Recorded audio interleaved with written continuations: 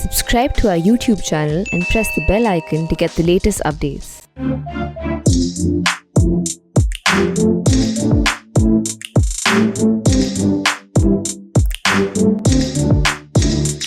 Hello and welcome to The Print. My name is Fatima and this is Soft Cover, The Print's new video platform where we launch books online with some of the most stellar authors of the time. I have one such author with me today, Dr. Satvinder Singh Juss, who is out with a very interesting and insightful book on freedom fighter and revolutionary Bhagat Singh. Thank you for joining us, sir. Before we go ahead, I'd like to introduce you and your work to our viewers. Dr. Juss is a professor of law at King's College, London. He's also a practicing barrister and a deputy judge in the tribunal in the United Kingdom. He is out with his book on revolutionary Bhagat Singh, and he's accessed some exclusive documents that tell us why the arrest, trial, and subsequent execution of Bhagat Singh in 1931 was not just. In fact, he calls it a travesty of justice. And we will be delving into a deep dive conversation with Dr. Juss on his book and what he makes of the freedom fighter and his legacy. But before that, I'd like to unwrap the book that I have with me here and officially launch it.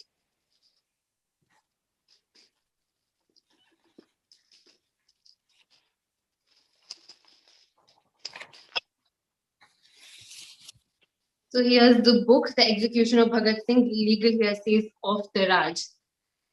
Right, so to begin with, this year marks the 90th year since the execution of Bhagat Singh.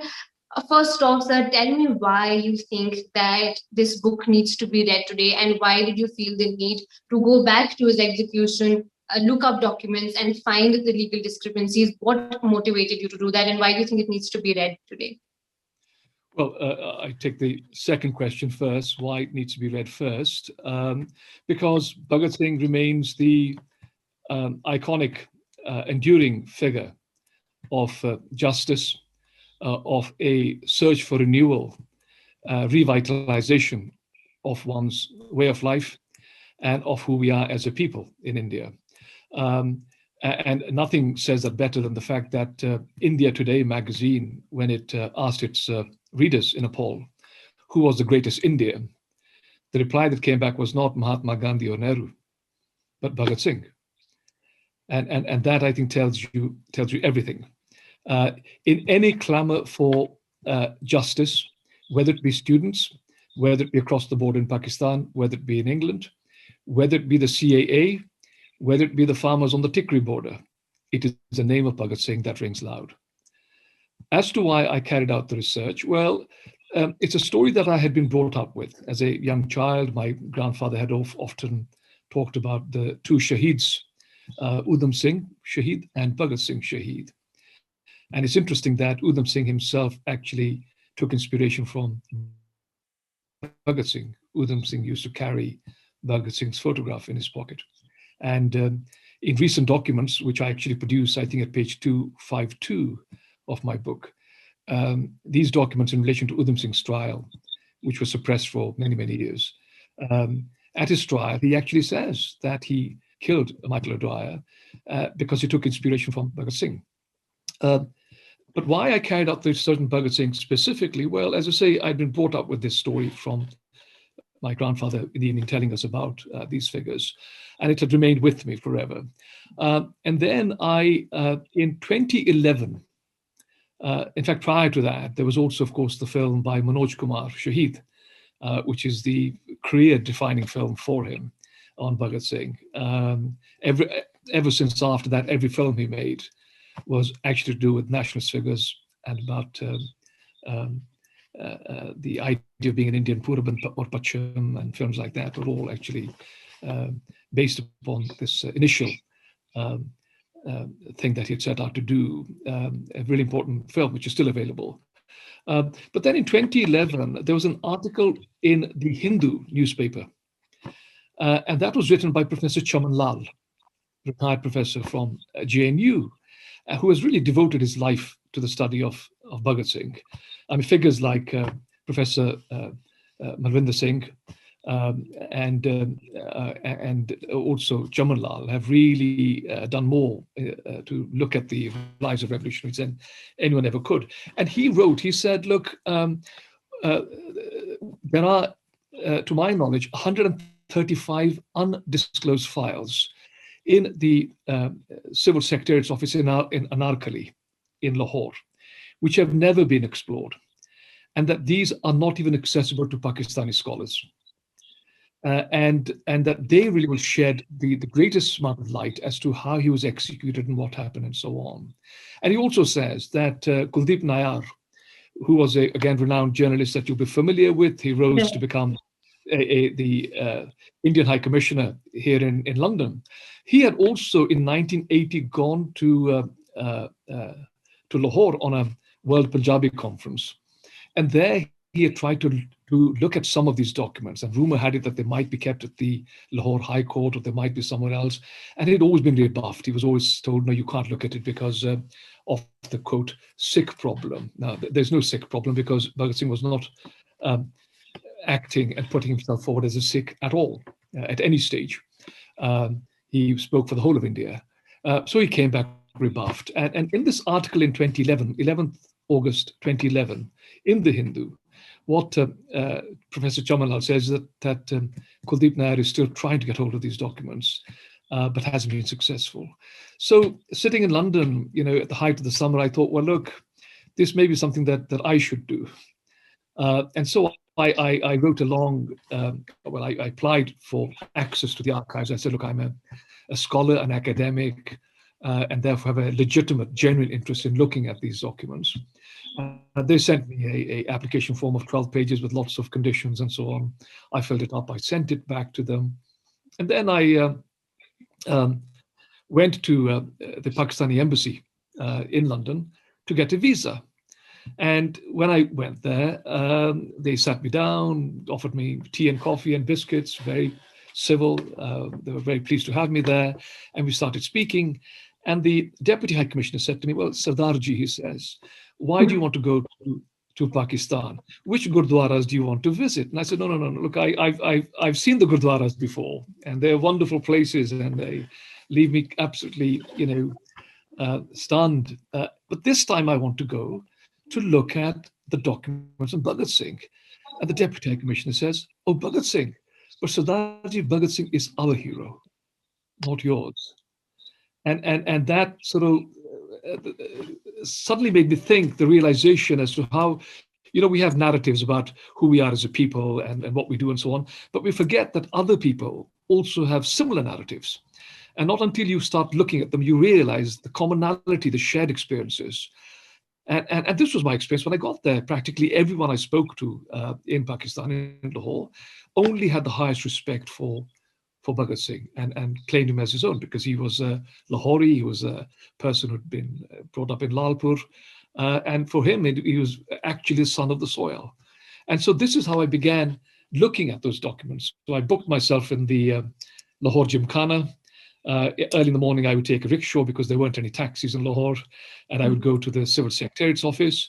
William Dalrymple has written that the Civil Secretariat office is so difficult to get into because it's really the bureaucratic nerve center of the Punjab. All the documents are kept there on any matter, that to even get to its gates is impossible. And I felt very privileged that I was able to actually go through the gates and go into the tomb of Anarkali and there be welcomed and to be given the documents to look at. And I can say here, for the record, that there are not 135 documents in the Lahore archives. There are actually 160 documents which have a proper index. The indexed ones, the scheduled documents, are 160. As to whether there are any more, there very likely are. In fact, I'm sure there are, which have not been properly categorized. But there is a wealth of it's a real treasure trove, and they're very well maintained, very well kept. And for the right kind of person, the access is available to look at them. Right. And how long did the entire process take you from the beginning of your curiosity to finally being able to write the book? Well, it took me roughly 2 years. And as with everything, I'm a great believer in in the saying that life is relational, not confrontational. And once you develop relations with people, and I developed very good relations with the director of the archives, what would happen is that I, in fact, from working in a adjoining room, I moved into his room. And he would show me a document, I would show him a document, we would discuss it. He would say it's this, I would say no, it's that.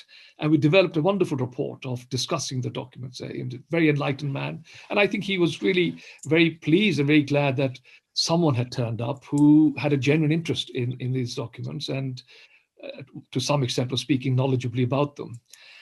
So it was a collaborative process between myself and him. And this is why I have a photograph of him.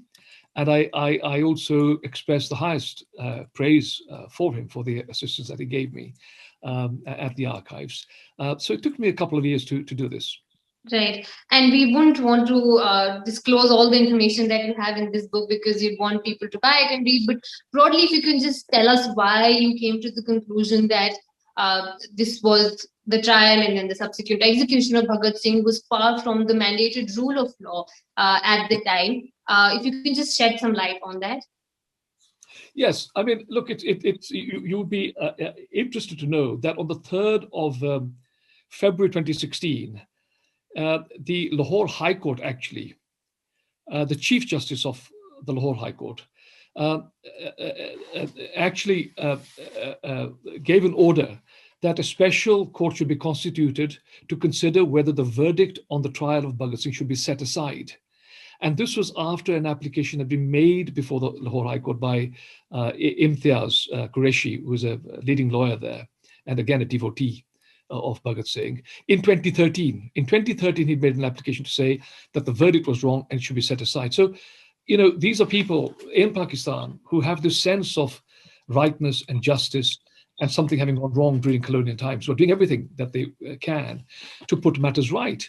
And so, and also in 2016, the Punjab government in Lahore decided that they were going to actually buy the birthplace, the house, Chak number 105 in Banga town in Lalpur, the home that belonged to Bhagat Singh, and have it refurbished and so on. So they were actually committed to putting right what had gone wrong. What I can say about the trial is this, and this is something that really needs to be thought about very carefully. There was a regular trial taking place, and this trial was taking place before Rai Sahib Pandit Sri Har Krishan, who was a regular justice. On the 10th of April 1929, a trial takes place. It runs for 10 months.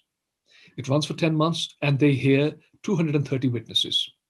From that trial, as is the case even today in Delhi or anywhere else, if there is a verdict, there is an appeal that you have to the High Court. It would be to the Lahore High Court. So if you sentence someone to death, there would be an appeal to the Lahore High Court.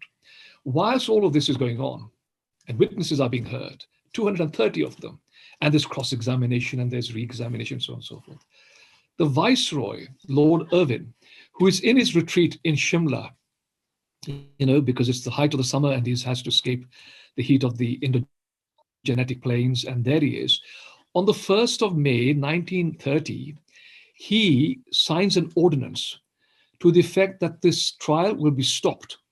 It will be abandoned, and it will be shifted to a purpose-built 3-member tribunal, a special tribunal, which would hear the case in a special building, Poonch House, which is in the Lahore Civil Secretariat.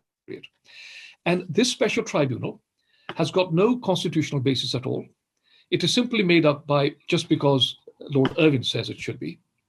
It will be staffed by 3 judges.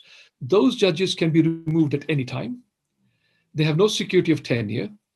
And also, there will be no normal rules of evidence that will be applied.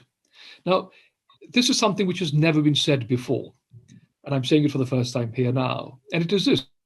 If you look at the way in which the Lord Irwin, who was actually the viceroy that Indians are most familiar with, and that was actually a viceroy that was more predisposed towards Indians, but he was not averse to signing a death warrant when he had to. And what he did was he exercised his power under Section 72 of the Government of India Act. What Section 72 says is this, that the Governor General may by ordinance do X, Y, and Z, provided that there is an emergency And the emergency and what he's doing in the ordinance is for the peace and good governance of India. Peace and good governance. Now, where is the emergency? There is no emergency. The trial is already taking place before Sri Krishna. There's no emergency. Where is the good governance, the peace and good governance? There isn't. There isn't a riot going on. And in fact, the new point that I'm making is this.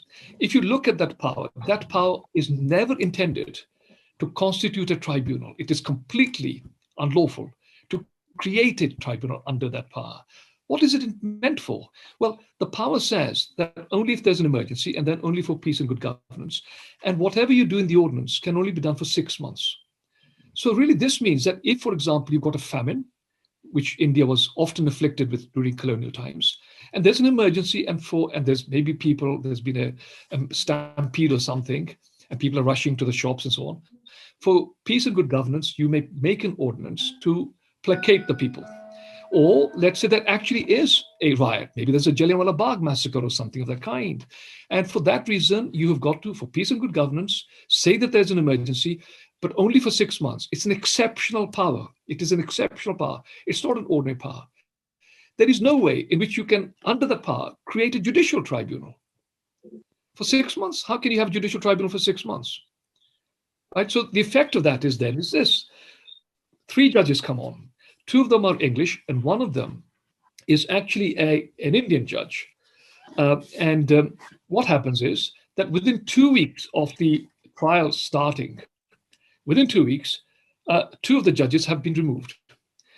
Justice Coleridge, who is actually the presiding judge, he's removed because when the prisoners used to come in, it was accepted with all the revolutionaries, not just Bhagat Singh, all the revolutionaries.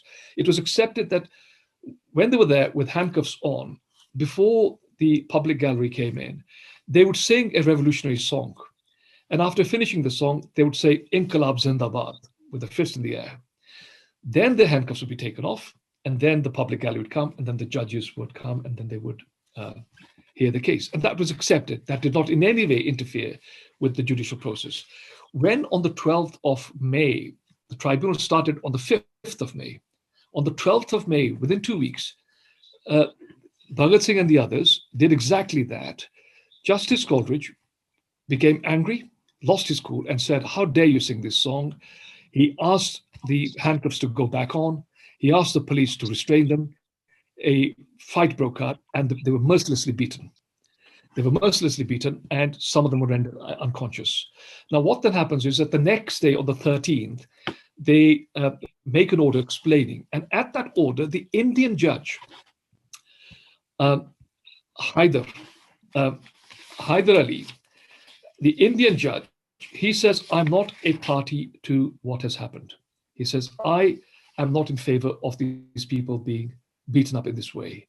And he took a stance in this way. And what is interesting here is, of course, this, isn't it? That Aga Hyder, as his was named, Aga Hyder, by saying that, had actually put a nail in his coffin by saying that I am not a party to these beatings, that this is completely wrong. And he was actually, before then, even then, he was assisting the accused because there was no proper representation. They weren't allowed proper representation. The lawyers and the barristers were not allowed to do their work. So he was assisting them as a fellow Indian. And as a result of that, what happens is that 2 weeks after that, the Chief Justice of Lahore decides that they must be removed. So Coldstream must be removed because he had actually presided over the beatings, and Aga Hyder must be removed because he had sided with the accused. So why is that important? Well, it's important for this reason. How can you have a tribunal which has been hearing a case, which is going to make a sentence of death at the end, where only of the 3 judges, 2 of them have heard half the evidence and the remaining hasn't heard the evidence? So what then happens is that 2 new judges are brought in. But if the 2 new judges are brought in, those 2 judges haven't heard all the evidence either. And yet, at the end of it, you're going to make a sentence of death. It simply doesn't make sense. Yeah. Right. So this is the reason. This is the reason why people are saying that sentence of death really should be set aside, and that ultimately he was hanged unlawfully.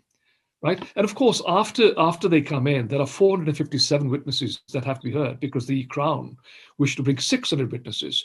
Well, they couldn't be heard in the 5 months that followed after the 5th of May, when the tribunal had to be heard. So all the evidence wasn't heard. There were 5 approvers, 5 people who were colleagues of Bhagat Singh, who had assisted him, stood shoulder to shoulder with him, who had now turned approver. They had now started giving evidence against him, and he was not allowed to cross-examine them. His lawyers were not allowed to do that. So a complete denial of justice in every sense of the word. Right. All right. So let me just make this last point. Bhagat Singh was then hanged. Had Aga Haider remained on the bench, and he was very much of the view that these people were innocent of the charges and should be acquitted, you would have had a 2-1 verdict. And if you'd had a 2-1 verdict of 2 English judges saying hanging and the one saying no, life imprisonment only, there would not have been the death penalty carried out. All right. Only once thereafter in Pakistan, in Lahore, was a sentence on a 2-1 verdict carried out, and that was in the execution of Zulfikar Ali Bhutto. And the man who hanged Zulfikar Ali Bhutto was actually a man by the name of Masi, Tara Masi.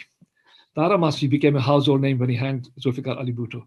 It was his grandfather, Kala Masi, who hanged Bhagat Singh. Oh,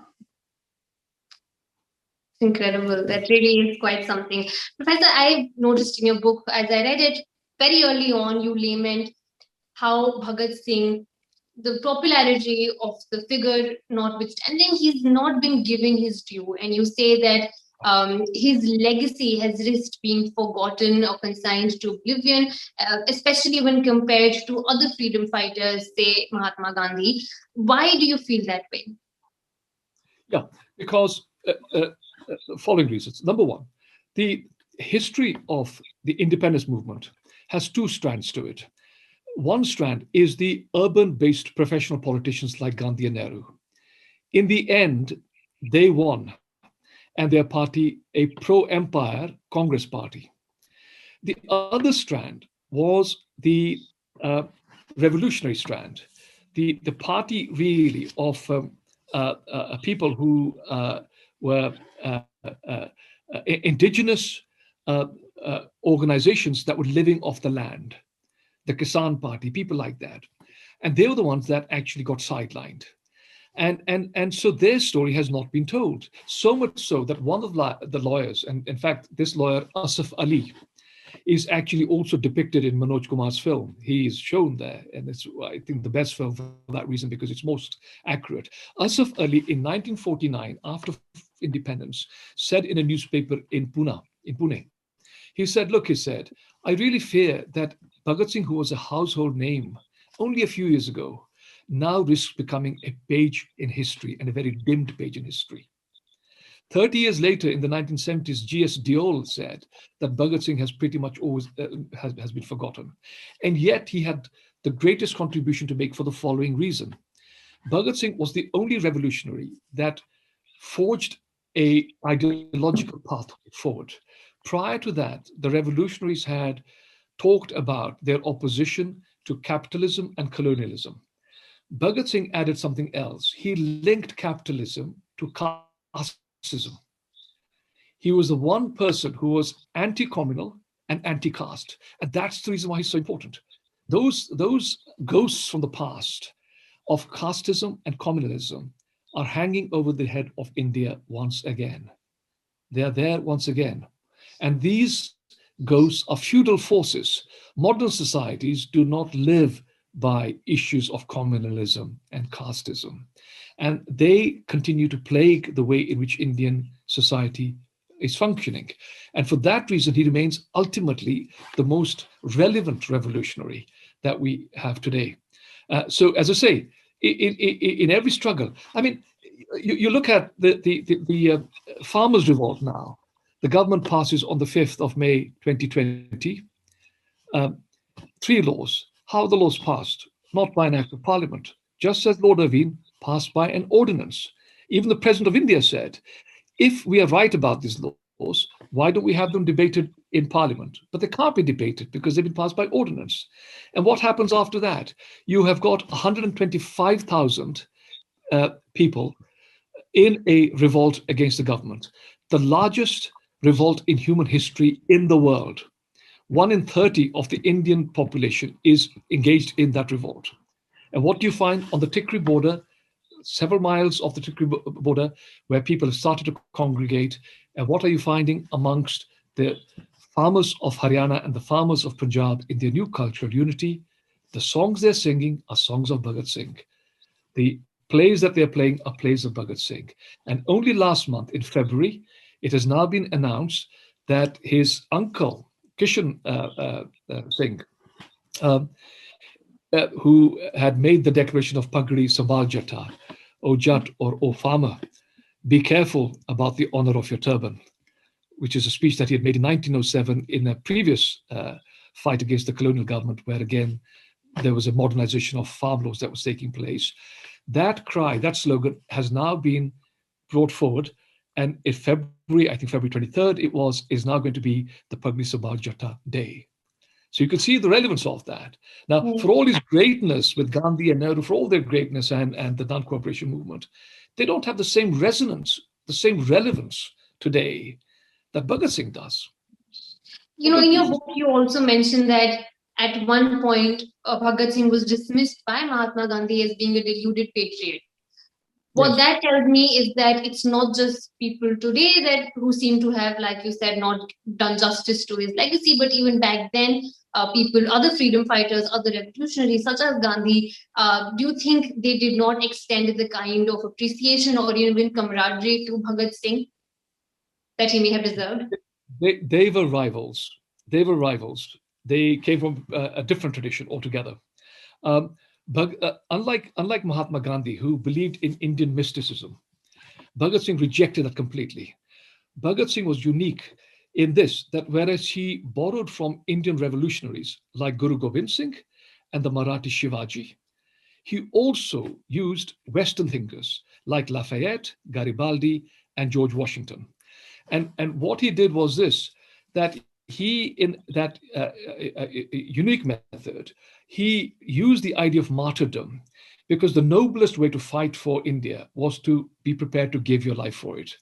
He became very popular for this reason at a time when hardly any politician was prepared to give their life for the freedom cause. And the reason he did that was because he had grown up with ideas of martyrdom. He was only 8 years old when the first Lahore conspiracy case took place, when the Gaddarites were hanged in Lahore prison. And one of them was Kartar Singh Saraba, aged just 20 years, 19 years actually. And he was only 8, and Bhagat Singh carried the photo of Kartar Singh Saraba. He was only 10 when the Jallianwala Bagh massacre took place, right? And he was only 14 when the Nankana Sahib killings took place. So he was surrounded with this idea of martyrdom right the way through. Gandhi could have saved him, but he could have saved him because from 1929 to 1930 to 1932, there were 3 conferences taking place between the British government and the Indian leaders. And in those conferences, Gandhi could have insisted that a price of my moving ahead with you is the commutation of the death sentence to life imprisonment. It's not as if he had not done that before. He had done that before for other people, but he chose not to do it. In fact, what he said was that if the boys are to be hanged, let they be hanged before the Karachi Congress takes place. And that's exactly what Lord Irving then did. This is a highly controversial area because Indian scholars are split on this. Some of them take the view that Gandhi did his very utmost best. Others do not take that view. M.M. Juneja takes the view that Gandhi didn't do his best. Chamanlalji takes the view that Gandhi did not do his best. That actually for them, it was, better that he was off the scene. And I say that because people don't realize this. Bhagat Singh at the time of his death was more popular than Mahatma Gandhi. Gandhi only became popular after Bhagat Singh was put to death. Right. In your book, you constantly talk about Bhagat Singh and how people remember him today. And I'd like to touch upon how Bhagat Singh seems to be one of the freedom fighters who's constantly appropriated by political parties from across the political spectrum.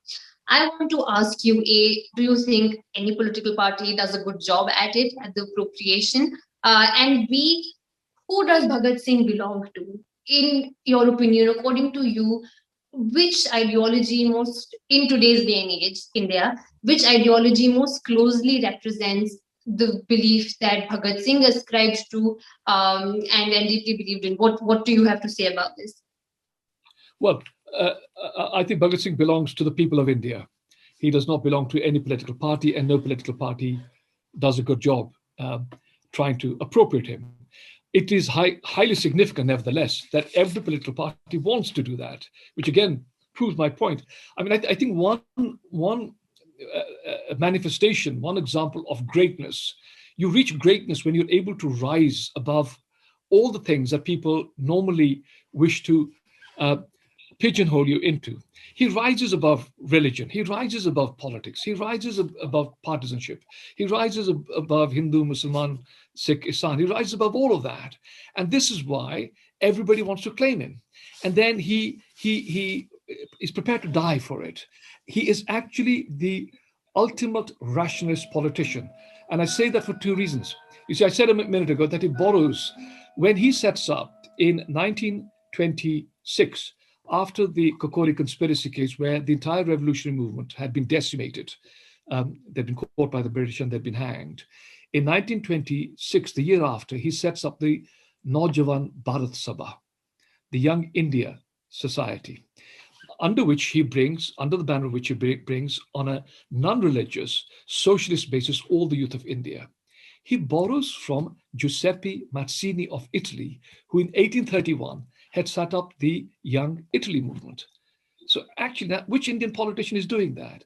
He's so widely read. He reads 300 books whilst in jail that he's able to do this. He's the ultimate rationalist in this way. When, for example, in 1929, he throws 2 smoke bombs together with B.K. Dutt in the Central Legislative Assembly in Delhi to prevent the passage of 2 bills, one designed to outlaw strikes by workers, the other to outlaw the communist parties. What he does is he is borrowing something that Auguste Voland did in France in 1893. When in 1893 he also threw 2 harmless bombs in the Chamber of Deputies, and when he thrown them, he said, "I want to make the deaf hear. Long live the revolution." What does Bhagat Singh do? He says, "I want to make the deaf hear. Inqilab Zindabad." Exactly the same words, exactly the same. And just like Auguste Volant, he surrenders himself. He surrenders himself because he wants to explain to the court why he's done this, which he does on the 6th of June, when the trial takes place before the court, and on the 12th of June thereafter. So he's the ultimate rationalist. And as I say, people want to appropriate him. In Pakistan, there was in 2015 set up the Progressive Youth Alliance, a new student body. And what do? They have got a banner of Bhagat Singh on it. There is what is the actual phrase that they've got put on that? The phrase that they've got put on there is this: that Bhagat tera mission adhura, hum sab milkar karenge pura. That is actually on their banner. These are Pakistanis who are doing this, Pakistani students.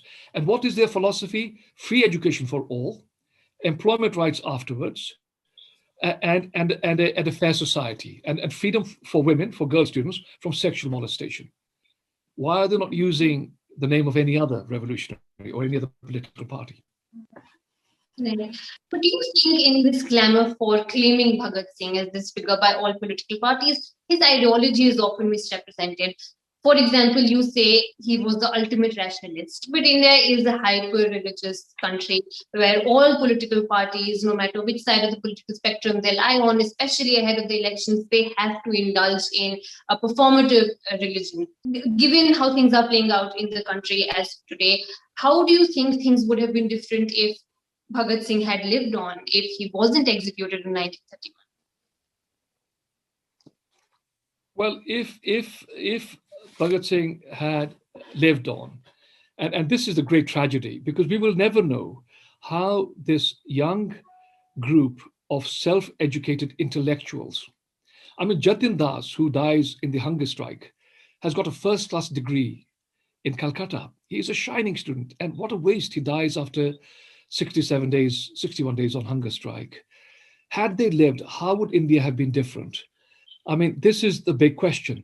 Well, what we can say is this, that the path of Gandhi and his associates like Nehru and Vallabhbhai Patel has resulted in a parliamentary democracy where what has happened is that the political parties have simply set out to appease caste and communal vote banks. The very thing that Bhagat Singh was fundamentally against was using caste in this way and communal politics. And yet what has happened for the last 70, 80 years is exactly that, is appeasing caste and communal vote banks. And as I said, casteism, communalism are feudal forces. They prevent the industrialization, the effective industrialization and progress of the country. India could have been, rather than having been divided on caste and communal grounds, an industrial giant, much like China. It would have gone the Chinese way along socialist lines, which China was able to do because China did not have any truck with any of this. China simply refused to have any of that. And we would not therefore be struggling against poverty, unemployment, and the other evils that China is not. And that is what the difference would have been. So rather than political parties, in my humble opinion, simply using his name, to say, and the thing is, everyone from Khalistanis right the way to the BJP wants to use Bhagat Singh as their icon. But rather than doing that, I think it is far more important to look at his philosophy. And he did. He was the only revolutionary to have a fully fledged philosophy. We know that not only because of the speeches he made, we know that because of the 400 pages that he wrote, right, while he was in prison. And in those writings, he tells us what he stands for. And he doesn't stand for caste and communism. Thank you so much, Dr. Juss. It was a pleasure talking to you, and all the best to you for your book. This is by Harper Collins, The Execution of Bhagat Singh, Legal Heresies of the Past. I urge all our viewers to go and buy this book, as it will make for a very insightful read. Thank you so much for joining us. Thank you very much indeed for your time.